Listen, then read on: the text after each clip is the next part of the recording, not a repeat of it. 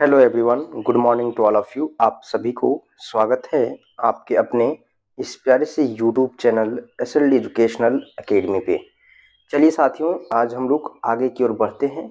और जैसा कि आप लोगों को पता है कि आप लोगों का जो है वो सेमेस्टर 2 का एग्ज़ाम चल रहा है ना। तो इसमें आज हम लोग देखने वाले हैं कि जो आपका हिंदी है, इस पेपर में आपका कौन कौन सा क्वेश्चंस इम्पोर्टेंट है। साथ ही साथ उस क्वेश्चंस का हम आंसर भी आप लोगों को आज एनालिसिस करेंगे। तो हमारे साथ कंटिन्यू बने रहें। और अगर इस चैनल पे नए हैं तो चैनल को एक बार जरूर से सब्सक्राइब कर लीजिएगा। और आपको पीडीएफ या फिर इंफॉर्मेशन पाना है तो उसके लिए आपको टेलीग्राम चैनल को ज्वाइन कर लेना है, जिसका लिंक आपको नीचे डिस्क्रिप्शन बॉक्स में मिल जाएगा। ठीक है, वहां से आप टेलीग्राम चैनल और व्हाट्सएप चैनल दोनों को ज्वाइन कर सकते हैं। ठीक है, पिछले वीडियो की बात करें तो उस वीडियो में हम लोगों ने बहुत ही अच्छे तरीके से इस सभी प्रश्न को कंप्लीट किए थे, जो कि आपका 1 नंबर का क्वेश्चन है। ठीक है, तो 1 नंबर वाले प्रश्न को हम प्रीवियस वीडियो में कवर कर चुके हैं। ठीक है, वहां पे आप लोग देख लीजिएगा अगर नहीं देखे हैं तो, है ना। देखिए, आज हम लोग यहाँ से कंटिन्यू कर रहे हैं। यहाँ से आप लोग देख सकते हैं कि एक जो क्वेश्चन है आपका, ये बेहद तो मेजर पेपर 2 का है और ये रीति काल से लिया गया है ना। तो यहाँ पे जो आपको प्रश्न पूछा है वो बोला है कि रीति काल के नामकरण जो हुआ था उसके सार्थकता पर जो है आपको प्रकाश डालना है। फिर सार्थकता का मतलब समझने की कोशिश कीजिएगा। सार्थकता का मतलब है कि आप यहाँ पे जो इसके नामकरण हुआ है, इसके नामकरण के समर्थन में आपको जो है वो प्रकाश डालना है। ठीक है, बेहद आसान क्वेश्चन है। आप लोग इसे आराम से देखने की कोशिश कीजिए और समझने का भी कोशिश कीजिए। ठीक है, देखिए यहाँ पे क्या बोला है। बोला है रीति काल के नामकरण की जो सार्थकता है ना, इसका मुख्य रूप से इस काल के काव्य और साहित्य प्रवृत्तियों के संदर्भ में है। ठीक है, देखिए रीति काल का जो काल था आप लोगों को पता होगा दोस्तों कि जो आपका रीति काल है, इस रीति काल का जो समय था वो कब से कब तक था, आपका 1700 से लेकर 1900 तक, है ना। 1700 से 1900 के बीच में जो आपका समय था, इस समय को रीति काल कहा गया। ठीक है, तो इस रीति काल का जो नामकरण है, इसी के सार्थकता के जो मुख्य आपका रूप है इस काल का, है ना, ये काल आपका काव्य और साहित्य प्रवृत्तियों के संदर्भ में है। ठीक है, इस काल में जो आपका हुआ था वो आपका काव्य और जो साहित्यिक थे उनके प्रवृत्तियों के संदर्भ में इस काल का नामकरण किया गया रीति काल। ठीक है, देखिए रीति काल का अर्थ क्या होता है इसको समझने की कोशिश कीजिए। यहाँ पे बोला है रीति काल शब्द का अर्थ है रीति का काल। ठीक है, रीति का काल जिसका मतलब होता है समय के काव्य में शास्त्रीय नियमों, है ना, समय के काल में शास्त्रीय नियमों या फिर काव्य शास्त्र और अलंकारों की विशेष रीतियों का पालन करना। यहाँ पे आप लोग देख सकते हैं विशेष रूप से रीतियों का पालन किया गया है। ठीक है, अलंकारों का, काव्य शास्त्रों का, है ना, शास्त्रीय नियमों का, ये सभी चीजों को जो है बहुत ही बारीकी से इसमें पालन किया गया है। और ये आपका जो समय है वो रीति का काल है ना, जिसका मतलब होता है समय के काव्य में। ठीक है, उसके बाद देखिए आगे, इस काल का नामकरण इसके काव्य की संरचना और शैली पर आधारित है, जिसमें शास्त्रीयता और आपका अलंकारिता के साथ साथ काव्य रीतियों की जो है वो प्रधानता थी। ठीक है, इस काल का जो नामकरण हुआ है, इस नामकरण में शास्त्रीयता, अलंकारिता, है ना, और आपका जो काव्य रीतियां है उनको जो है वो प्रधानता दी गई थी। बोला है रीति काल के नामकरण की जो सार्थकता है उसके कुछ प्रमुख बिंदु है, यानी कि जो रीति काल के जो नामकरण हुआ है इसके समर्थन में कुछ बिंदु है। उनको देखने के बाद आपको क्लियर हो जाएगा कि जो है आपका रीति काल का नामकरण के जो सार्थकता है वो किस प्रकार से हुआ है। इसी को ऊपर आपको प्रकाश भी डालना है ना। इसी के ऊपर जो है आपको सार्थकता के ऊपर जो है वो प्रकाश डालना है। तो आप देख सकते हैं यहाँ पे पहला जो पॉइंट है वो क्या बोला है। ठीक है, यहाँ पे बोला है काव्य शास्त्र का अनुरूप। ठीक है, यानी कि जो आपका रीति काल का नामकरण किया गया है उसके सार्थकता में एक पहला बिंदु है आपका काव्य शास्त्र का अनुसरण। ठीक है, रीति काव्य के रचनाओं ने सांस्कृतिक काव्य शास्त्रों और उर्दू फारसी साहित्य से प्रभावित होकर काव्य रचनाओं के नियमों का पालन किया।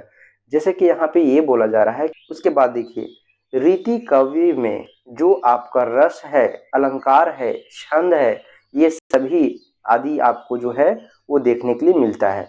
शास्त्रीय तत्वों पर का जो है वो ध्यान रखा गया है, इसे रीति या फिर विधान रूप में देखा गया है। ठीक है, उसके बाद देखिए सेकंड पॉइंट है आपका जो कि बेहद इंपॉर्टेंट है ना। आपका ये क्वेश्चंस का सेकंड पॉइंट मेंशन करना बेहद इंपॉर्टेंट है। अगर आप पूरे क्लास को कंप्लीट किए हैं और होल सिलेबस को आप पढ़े हैं तो आपको बहुत अच्छे तरीके से इस चीज के बारे में पता होगा।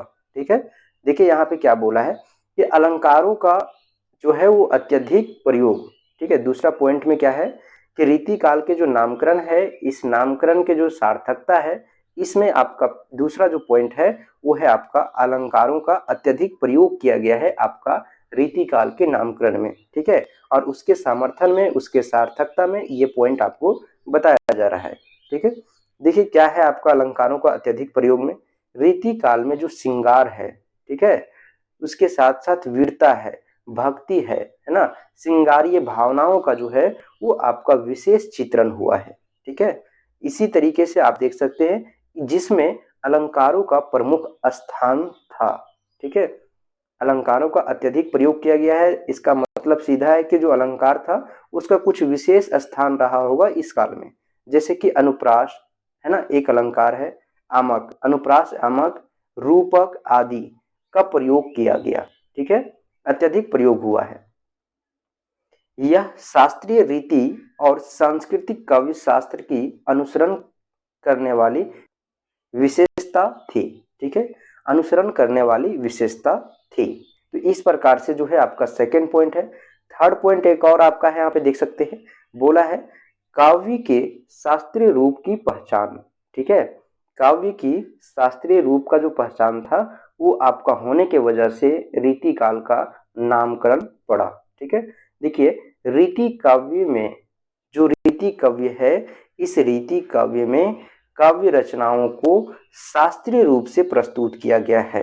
ठीक है, इसमें काव्य के सौंदर्य रूप, संरचना, विधि पर विशेष ध्यान दिया है ना, विधि पर विशेष ध्यान दिया गया है। इसका मतलब यहाँ पे ये है दोस्तों कि जो आपका रीति काल के समय में जो रचनाएं की गई थी, उन रचनाओं को जो है वो शास्त्रीय रूप दिया गया। ठीक है, शास्त्रीय रूप में प्रस्तुत किया गया और उनके जो सौंदर्य थी, जो रचना थी, है ना, इन सभी चीजों पर विशेष ध्यान दिया गया है। उसके बाद आगे क्या बोला है, कवियों ने अपने कवि को, ठीक है, कवियों ने अपने कवि को अधिक शास्त्रीय और जो है वो परिष्कृत बनाने के लिए रीति के जो नियम है उनको पालन किया। ठीक है, जो कि इस काल की विशेषता थी। अगर आप अपने काव्य की जो शास्त्रीय रीत बनाना चाहते हैं, है ना, तो रीति का पालन करना ही होगा, इस काल की मुख्य विशेषता थी। उसके बाद देखिए फोर्थ नंबर में क्या बोला है आपको, समाज और संस्कृतियों का प्रभाव। ठीक है, रीति काल के नामकरण में एक बहुत ही इंपॉर्टेंट टॉपिक है आपका, एक बोल सकते हैं कि इंपॉर्टेंट पार्ट है आपका उनके सामर्थकता में, कि समाज और संस्कृतियों का जो प्रभाव था वो किस प्रकार से था। देखते हैं कि सांस्कृतिक और जो आपका समाज है इसका प्रभाव किस प्रकार से था रीति काल के नामकरण के सामर्थकता में। ठीक है, देखिए यहाँ पे बोला है रीति काव्य में समाज, सांस्कृतिक और नैतिकता के बारे में गहरे विचार प्रस्तुत किए हैं, है ना। जो आपका रीति काव्य है ये आपका समाज में, सांस्कृतिक में या फिर नैतिकता के बारे में बहुत ही गहरे से प्रस्तुत किए हैं। इसमें काव्य में प्रेम, भक्ति, राजनीति, नीति और धर्म जैसे विषयों को बड़े ही शास्त्रीय रूप से प्रस्तुत किए हैं। ठीक है, जो रीति काल के रीति काव्य थे ये समाज, सांस्कृतिक, नैतिकता के बारे में बहुत ही गहरे से विचार किए हैं। साथ ही साथ काव्य में प्रेम, भक्ति, राजनीतिक, है ना, या फिर नीति और धर्म जैसे विषयों को बड़े ही शास्त्रीय रूप से प्रस्तुत किए हैं। ठीक है, देखिए यहाँ पे आपका निष्कर्ष दिया हुआ है। ऊपर हम लोग जो आंसर देखे, है ना, उत्तर हम लोग जो देखे उसको हम लोग यहाँ पे निष्कर्ष के तौर पे एक पैराग्राफ में हम लोग प्रस्तुत कर सकते हैं। इस प्रकार रीति काल के, है ना, नामकरण की सार्थकता इस बात में है कि इस काल के जो काव्य रचनाओं में एक निश्चित शास्त्रीय ढांचा, शास्त्रों का पालन और अलंकारों का अत्यधिक प्रयोग किया गया है, जो उस समय के नैतिक आदर्शों और रीतियों का जो है वो प्रतीक था। देखिए दोस्तों, आप लोग को मैं बता दूं कि ये जो क्वेश्चंस है वो बहुत ही इंपॉर्टेंट है। ठीक है, अगर आप सेमेस्टर 2 में हैं और आपका मेजर पेपर हिंदी है, मेजर पेपर 2 का है ना, मेजर पेपर 2 है हिंदी, तो आपके लिए ये क्वेश्चंस बेहद इंपॉर्टेंट है। साथ ही साथ आप लोग को एक चीज और हम बता दें दोस्तों कि अगर आप लोग अभी सेमेस्टर 3 में जाने वाले हैं और किसी भी सेशन में हैं, तो आप जो है वो इस बैच को ज्वाइन कर सकते हैं। ठीक है, फिलहाल अभी आपका 2023 से 27 का सेशन चल रहा है, तो अभी 2023 से 27 का सेशन के लिए ये स्पेशल आपका कोर्स चल रहा है। ये कोर्स का फी बहुत ही मिनिमम है। क्यों? क्योंकि देखिए, घर बैठे आप बहुत ही आसानी से पूरे सिलेबस को कंप्लीट कर सकते हैं, है ना, मात्र 599 रुपये में। और आपको इस कोर्स का जो आपका फीचर्स है, उसका फीचर्स फैसिलिटी आपको यहाँ पे दिया हुआ है। ठीक है, देख सकते हैं। आपको डेली लाइव क्लास दिया जाएगा, है ना, उसके साथ तुरंत क्लास होने के बाद क्लास नोट्स भी आपको प्रोवाइड कर दिया जाएगा। लाइव क्लासेस के साथ साथ आपको रिकॉर्डेड वीडियो भी प्रोवाइड किया जाएगा, है ना। ऑल पेपर जो है आपको एक ही कोर्स में देखने के लिए मिलेगा। जैसा कि आप लोग यहाँ पे देख पा रहे होंगे कि आपका जैसे मेजर पेपर है, तो मेजर पेपर आपका 2 और 3 के साथ साथ आपको जो है वो अन्य सभी पेपर, जैसे कि आप लोग अगर सेमेस्टर 3 को ज्वाइन करते हैं तो वहां पे आपका मेजर पेपर 4 और 5 होगा। तो 4 और 5 के साथ साथ आपका जो मैनर पेपर होता है, एमडीसी पेपर होता है, सेक पेपर होता है, ये सभी पेपर को आपको बिल्कुल जो है वो फ्री प्रोवाइड किया जाएगा। ठीक है, इसी कोर्स में आपको कोई एक्स्ट्रा पे नहीं करना है।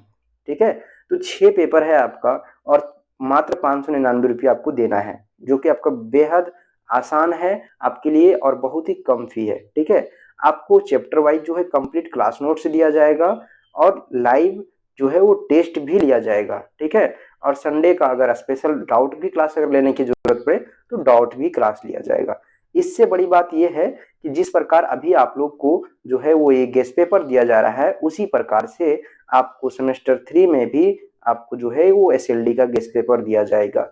और ये गेस्ट पेपर आपका बता दें आप लोगों को, आपके एग्जाम में जो है वो 90% जो है वो क्वेश्चंस इसी से आता है, इससे बाहर आपका क्वेश्चंस नहीं आएगा। अगर इस गेस्ट पेपर को आप कंप्लीट पढ़ लेंगे तो आपका एक भी क्वेश्चंस नहीं छूटेगा। अगर आप लोग चाहते हैं कि ये गेस्ट पेपर आपको मिले तो आपको पेड कोर्स को अभी ज्वाइन करके आपको ये गेस्ट पेपर ले लेना है। ठीक है, अभी ज्वाइन करने का फायदा ये होगा कि आपको सेमेस्टर 3 के कोर्स के साथ सेमेस्टर 2 का जो कंप्लीट कोर्स है ना, उसका क्लास नोट्स आपको फ्री प्रोवाइड किया जा रहा है। साथ ही साथ आपको जो है वो आपका गेस्ट पेपर जो सेमेस्टर 2 का होगा वो भी आपको बिल्कुल फ्री दे दिया जाएगा आपका सेमेस्टर 3 के कोर्स के साथ। तो आप लोग अगर अभी ज्वाइन करते हैं तो इस चीज का बेनिफिट आपको मिलेगा। अदरवाइज आपको क्लास बाद में ज्वाइन करते हैं एग्जाम के बाद, तो आपको जो है वो सिर्फ और सिर्फ जो है वो सेमेस्टर 3 का कोर्स और कंटेंट मिलेगा। चलिए फिर मिलते हैं हम लोग एक नई वीडियो में, तब तक के लिए धन्यवाद दोस्तों, फिर मिलते हैं नई वीडियो में।